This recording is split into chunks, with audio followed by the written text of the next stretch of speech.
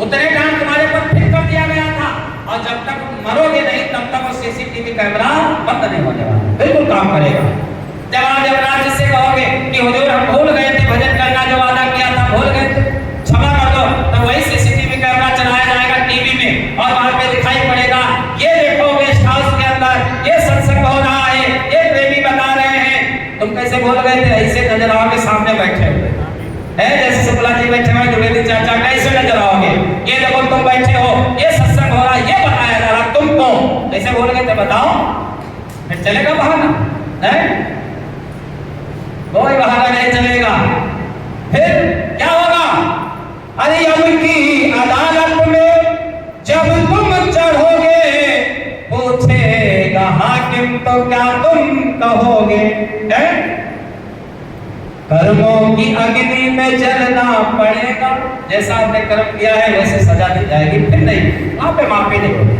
काया की खाली करना पड़ेगा। अगर मुक्ति पानी है तो एक ही काम कर लो, क्या कहे गुरुदेव फिरेगा तो रोता, 184 में खाएगा गोता।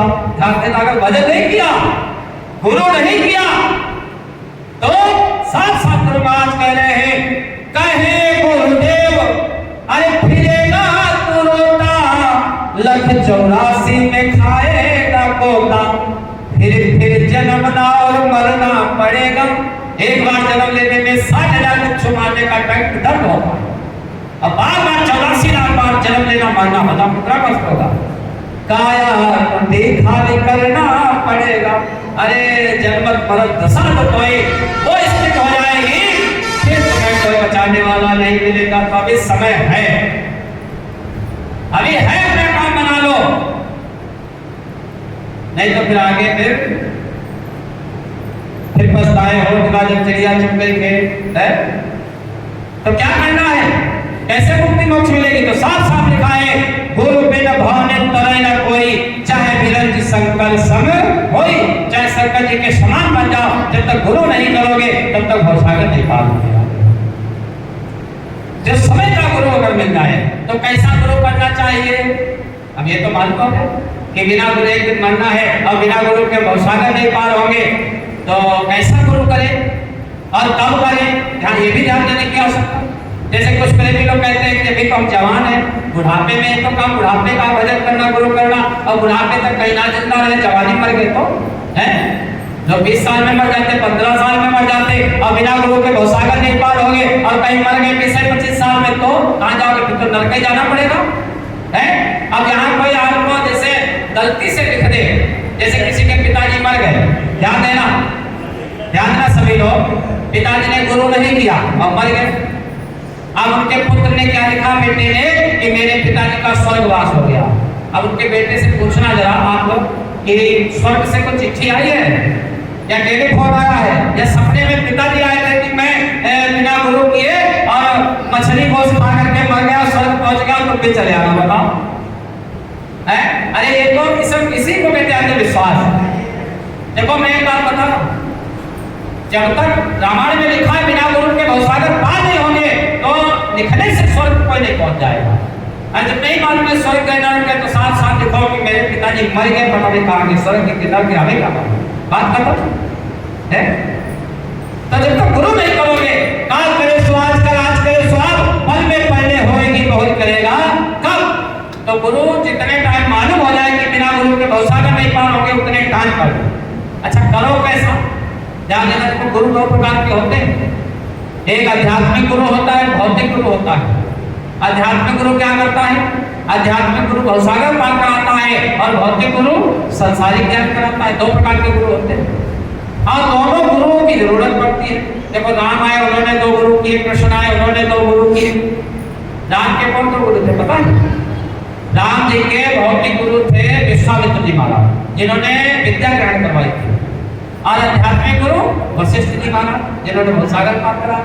अगर राम ने भी गुरु नहीं किया होता तो भी भवसागर नहीं पार हो पाते, वो भी चले जाते, वही ना सब जाते हैं। क्योंकि यहाँ का नियम है, जैसे अमेरिका का नियम है बिना वीजा नहीं जाना है, तो जब तक वीजा नहीं बनवाओगे कोई भी हो वीजा बनवाना पड़ेगा। ऐसे गुरु बनना पड़ेगा। कृष्ण आए, उन्होंने भी 2 गुरु किए। कृष्ण जी के भौतिक गुरु थे संदीपनी जी महाराज, जिन्होंने विद्या ग्रहण करवाई थी। आध्यात्मिक गुरु थे सुपच जी महाराज, जिन्हें सुपरिषि कहते, ये कृष्ण जी के गुरु थे। इसी प्रकार से दोनों गुरु की जरूरत हमें भी है। जब तक भौतिक गुरु नहीं करेंगे, संसारिक ज्ञान नहीं आएगा, और आध्यात्मिक गुरु नहीं करेंगे, भवसागर नहीं पार होंगे। तो दोनों गुरु करते हैं, तो दोनों गुरु, अच्छा एक गुरु तो सब लोग किए होंगे भाई, संसारिक ज्ञान के लिए सब लोगों ने किया, लेकिन आध्यात्मिक जो गुरु होता है, इस रामायण में लिखा है गुरु बिन बहुनित तरह ना कोई, चाहे बिन शंकर सब होई। ऐसा गुरु कहाँ मिलेगा? तो ऐसा गुरु इस पृथ्वी पर केवल एक होता है, दूसरा हो ही नहीं सकता। उसकी पहचान बता दो। रामायण में लिखा है श्री गुरु पद नख मणिगण ज्योति सुमिरत दिव्य दृष्टि ही होती। अगर आध्यात्मिक गुरु हमें मिल जाए, उसके पैर के नाखून का सुमिरन कर ले, तो हमारी दिव्य दृष्टि हो जाएगी। वो होता है आध्यात्मिक गुरु, ऐसा एक होता है। कौन होता है वो, ये भी बता दिया जाए, तभी तो विश्वास होगा। तो वही प्रभु, वही पैदा होगा वास के अंदर, जिस प्रभु से हमने वादा किया था कि आप प्रभु कृपा करो ये बात की समतल भजन कल मिल जाते। भाई वादा किससे किया? प्रभु से, जो पूरे संसार का मालिक है। अब मालिक ही हमें पार करा सकता है भाई, उसी के पास पावर है। तो वही मालिक सतगुरु के रूप में धराधाम पर अवतरित होता है। ये रामायण में लिखा है जब जब होए धर्म की हानि बाढ़े असुर अधम अभिमानी, तब तब प्रभु धर्म के शरीर। और प्रभु जिससे हमने वादा किया आप प्रभु कृपा करेगा, वही प्रभु तब तब प्रभु धर्म के शरीर हरे कृपा ने सज्जन पीरा। वही प्रभु एक सतगुरु का रूप धारण करके धराधाम पर आता है और हमारी सज्जनों की पीड़ा हरण करता है और हमें नाम बताता है। लिखा हुआ नाम रहा सतनाधीना, संत बिना कोई नाम न चीना। वही सतगुरु जो प्रभु है, वही आकर के प्रभु का नाम बताता है। ध्यान देना कैसे प्रभु का? जैसे हम लोग नारा लगाते हैं, जय गुरुदेव नाम किसका? प्रभु का। ये नाम किसी इंसान का नहीं है, ये प्रभु का नाम है, जिससे वादा किया था। तो वही प्रभु जब आता है, लिखा है नाम रहा सतनाधीना, संत बिना कोई नाम न चीना। तो प्रभु का नाम बताता प्रेजेंट टाइम का, समय का नाम, कि इस समय प्रभु का नाम कौन था। तो ऐसे प्रभु कब आए? सबसे पहले कबीर साहब आए। आप लोग जानते हैं कबीर साहब सतगुरु, वो समय का नाम। अच्छा देखो, नाम भी 2 प्रकार का होता है, ये भी बता दिया गया। एक वर्णात्मक नाम होता है, ध्वन्यात्मक नाम। वर्णात्मक नाम मतलब मुंह से लेने वाला प्रभु का, और ध्वन्यात्मक नाम जो अंदर से याद किया जाता है, जैसे कि नाम दान, उससे भवसागर पार हुआ जाता है। तो कबीर साहब आए, उन्होंने समय का नाम प्रभु का साहेब बताया, साहेब। उनके बाद में नानक जी आए, उन्होंने वाहिगुरु नाम प्रभु का बताया। 10 गुरु सिखों में और हुए। फिर गोस्वामी जी महाराज आए, उन्होंने राम नाम समय का बताया। गोस्वामी जी के बाद में श्रीव्यास जी महाराज आए, ध्यान देना। और संत आते, और वर्णात्मक नाम जो है मुझसे लेने वाला, ये समय समय पर बदलता रहता है। जब तक उसका समय रहेगा तभी तक रहेगा, फिर बदल जाएगा। लेकिन ध्वन्यात्मक जो नाम है वो नहीं बदलते कभी, वो वही रहते हैं आज से। शिवलाल जी महाराज आए, उन्होंने राधा स्वामी नाम बताया। फिर गरीब साहब आए, विष्णुलाल जी महाराज आए, भूलेलाल जी महाराज आए। 4 संत हुए, चारों संतों ने राधा स्वामी नाम से ही काम किया। फिर प्रभु भूलेलाल जी महाराज के बाद में बाबा जय गुरुदेव जी महाराज आए, इन्होंने जय गुरुदेव नाम में वही पावर डाला प्रभु का, जय गुरुदेव नाम बताया। फिर इनके बाद में अब इस समय पर कानपुर उमाकांत जी महाराज जिनका चित्र लगा आप लोग, ये इस समय के संत सदगुरु हैं और जय गुरुदेव नाम प्रभु का है। इस समय आप लोग परीक्षा ले लो, कोई मुसीबत संकट में फंस जाओ, अरे बहुत बड़ा संकट हो, आप समझ लो कि अब भगवान के अलावा कोई पार नहीं कर सकता है। तो जितने देवी देवता भगवान जिनको आप मानते हो, जाने में 33 करोड़ देवी देवता, 10 करोड़ शंभु, 9 करोड़ दुर्गा और 56 करोड़ भैया भवानी, 108 करोड़ हो गए। सबको पुकार लेना, जब काम ना बने तब जय गुरुदेव नाम लेना 10 बार। अगर काम तुरंत बन जाए तब तो विश्वास हो जाएगा कि जय गुरुदेव नाम प्रभु का है, भगवान का है, परमपिता ईश्वर खुदा घाट का है? परीक्षा ले लेना। तो इस समय नाम जय गुरुदेव है प्रभु का, और इस समय के प्रभु यही जिनकी तस्वीर लगी। देखो जो प्रभु है उसका कोई रूप नहीं है। रामायण में लिखा है बिन पग चले सुनय बिन काना, कल बिन कर्म कल बिन जाना। उसका कोई आकार ही नहीं है, वो पावर है, पावर। जैसे बिजली का पावर, का कोई आकार है? बताओ, पंखे में आगे तो हवा दे रही, बल्ब में आगे रोशनी दे रही है, भाई मशीन में किसी चारा खाने वाले चारा खा देगी, उसका कोई रुपये नहीं है। अरे उसको जिसमें डाल दोगे वो वही बन जाएगी। इसी प्रकार से प्रभु का कोई आकार नहीं है, रूप नहीं है, वो जिसके अंदर विराजमान हो जाएगा पावर, वही रूप बन जाएगा। तो इस समय पर प्रभु इस रूप में ऐसे परीक्षा लेके देखो। तो ये सतगुरु है। और एक पहचान होती सतगुरु की क्या? 5 नाम का नाम देते हैं, ये भी बहुत जरूरी है बताना। ये 5 नाम का नाम क्यों दिया जाता है? वो है ध्वन्यात्मक नाम और जय बोले है वर्णात्मक नाम। देखो 5 नाम का नाम क्यों दिया जाता है, बाद में बताएंगे कि समझ में नहीं आएगा, तो ध्यान से सुनो। लेकिन समय के जो सतगुरु होते हैं, जो सच्चे सतगुरु होते हैं, उनसे जो नाम लेना उनके पास जाता है तब उसे दया मिलती है। कैसे दया मिलती बता? एक प्रेमी था तो सेवा करने गया अपने गुरु के पास। ध्यान देना सभी लोग, भाव से सुनना। गुरु के पास गया सेवा करने प्रेमी, तो प्रेमी ने 10 दिन तक सेवा की। 10 दिन तक आश्रम में रहे सेवा की। और जब चलने लगे वहां से वो सेवा करके प्रेमी जो थे, तो जिस बस का उन्होंने टिकट करवाया था और जैसे बस में बैठने जा रहे थे तो उनके कुछ पैर रखा, पैर सीट पे मतलब बस में चढ़ नहीं पाए, गिर गए, रोड पे गिर गए, उनका पैर टूट गया, पैर टूट गया। ध्यान देना, सच्चे सतगुरु के पास सेवा करने गए थे आश्रम में, 10 दिन तक उन्होंने सेवा की और बस पे बैठने जा रहे थे घर आने के लिए, और बैठते समय उनका पैर टूट गया। अब उन्होंने सोचा कि घर जाऊंगा, तो घर में माता जी देखेंगे, पिताजी देखेंगे कि अच्छा तुमने गुरु की सेवा की और बदले में पैर तोड़वा के आ गए, अब मैं घर नहीं जाऊंगा। वो आपके चले गए, फिर आश्रम चले गए और उन्होंने सोचने लगे कि गुरु महाराज ने हमें बदले में दे दिया। अब उनके मन में कुभाव पैदा हो गुरु के प्रति कि हमने 10 दिन तक सेवा की और उसके बदले में गुरु ने हमारा पैर तोड़ दिया। अरे क्या करें, अब यही सोच रहे थे, रो रहे थे। तब तक गुरु महाराज उधर से दर्शन देने के लिए आ गए, सबको दर्शन देने के लिए आ गए।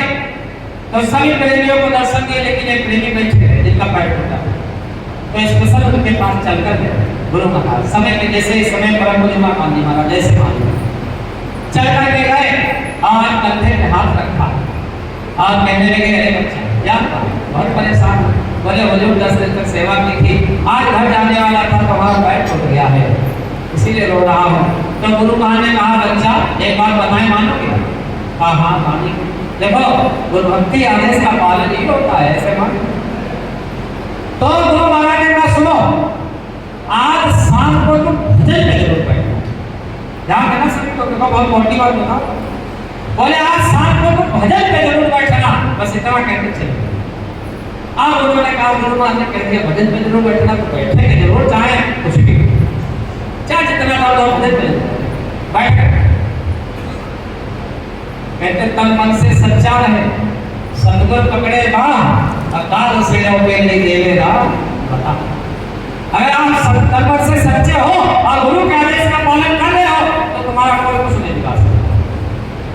जब भजन पे बैठे तो उनकी जीवात्मा निकल गई ऊपर निकल गई, ऊपर के लोगों में पहुंची। वहां पे किसका दर्शन हुआ? गुरु महाराज।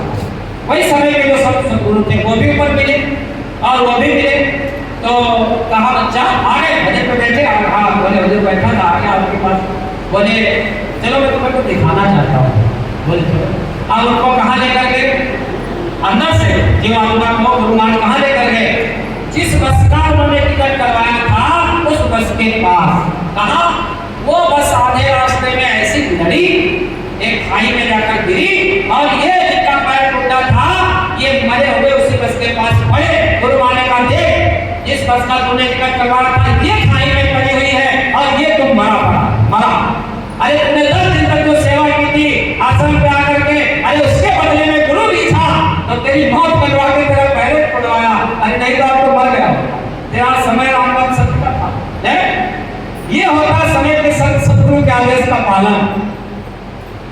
बोले भजन पे बैठो, मैं दिखाऊंगा। अरे इस समय वही काल चल रहा है।